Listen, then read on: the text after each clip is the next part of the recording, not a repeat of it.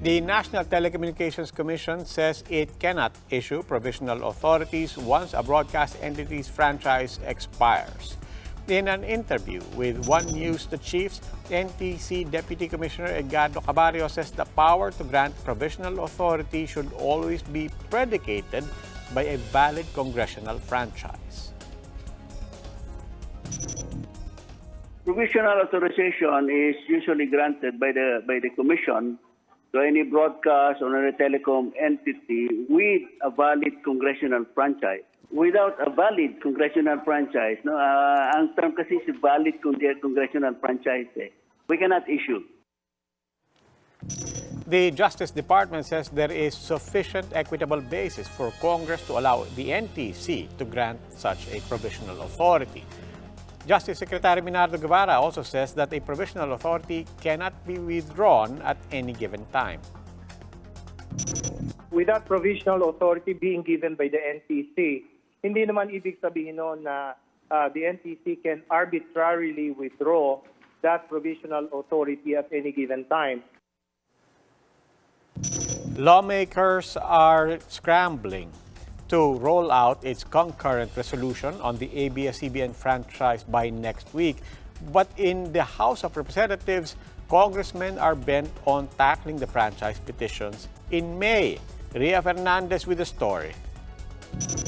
Time is ticking for the House Committee on Legislative Franchises with just 2 weeks left before the Lenten break.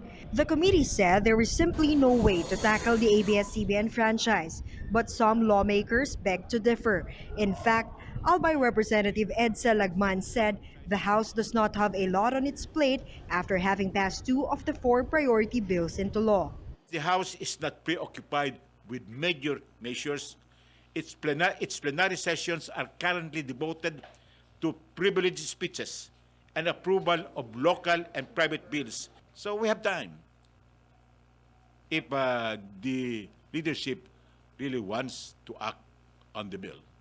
But the panel's vice chairperson doesn't see this happening. Representative Antonio Albano, who is confident that the National Telecommunications Commission will grant the provisional authority, said lawmakers are better off studying position papers during the break.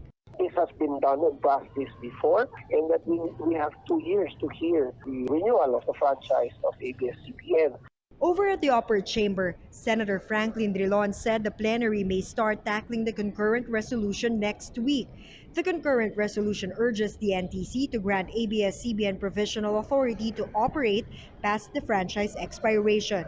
The Secretary of Justice has entertained an opposite view. In fact, he said there is enough equitable basis to allow the broadcast to continue. Of course, he said it will provide more legal stability if there is a concurrent resolution. Now, but the basic premise is that the operation can be continued on grounds of equity. And it is just to provide a more stable legal situation that a concurrent resolution might be needed. But Drilon admitted that the concurrent resolution is not entirely foolproof. Drilon explained that the regulatory